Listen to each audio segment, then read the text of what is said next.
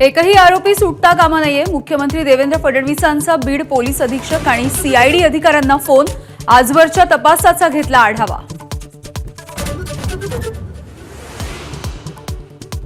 कराडवरती मकोका लावण्यासह वेगवेगळ्या मागण्यांसाठी मस्साजोगच्या ग्रामस्थांचा सरकारला अल्टिमेटम।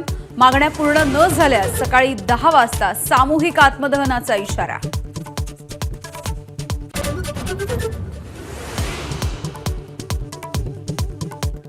माझा सरकारवर पूर्ण विश्वास, मात्र विश्वासघात करू नका। आंदोलन मागे घेतल्याच्या नंतर धनंजय देशमुखांची सूचक प्रतिक्रिया।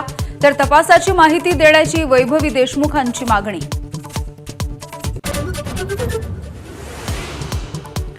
संतोष देशमुख हत्या प्रकरणामधल्या आरोपींना वाचवण्याचं सरकारचं षडयंत्र।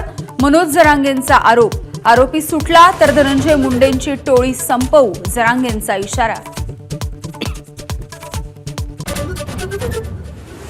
ठाकरे आणि पवारांना दगाबाजांची उपमा देणाऱ्या अमित शहांवरती हल्लाबोल। हा तर बाळासाहेबांचा अपमान, राऊतांचे टीकास्त्र। तर प्रसिद्धीसाठी शहांचं वक्तव्य, सुप्रिया सुळेंचा पलटवार।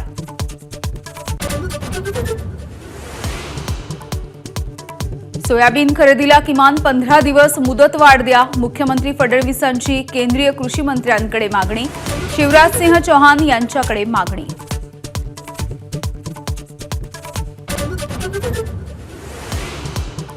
कांद्याच्या दरामध्ये 1000 रुपयांची घसरण। संतप्त कांदा उत्पादक संघटनेनं बंद पाडले होते लिलाव। कांद्यावरील 20% निर्यात शुल्क रद्द करण्याची मागणी।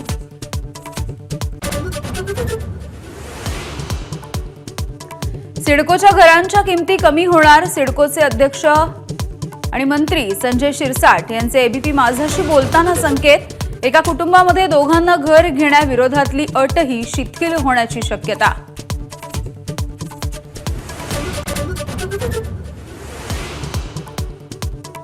चायना मांजामुळे वेगवेगळ्या शहरांमध्ये अनेक जण जायबंदी। नागपूरमध्ये अवैध मांजावरती बुलडोजर।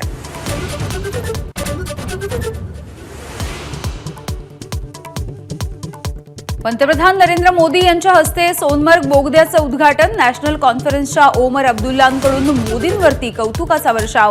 काश्मीरचं हित नको असलेले कधीही यशस्वी होणार नसल्याचं वक्तव्य।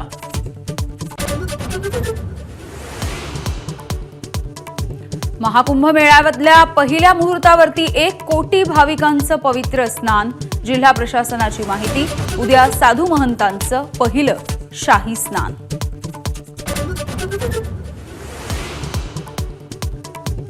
सोलापूरचं ग्रामदैवत श्री सिद्धेश्वर महाराजांच्या यात्रेचा दुसरा दिवस। सिद्धेश्वर महाराजांच्या योगदंड आणि कुंभार कन्येचा प्रतिकात्मक विवाह सोहळा।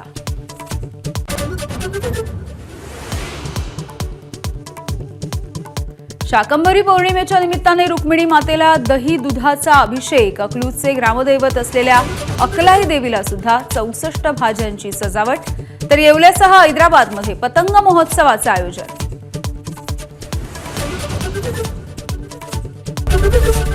एबीपी माझा, उघडा डोळे बघा नीट।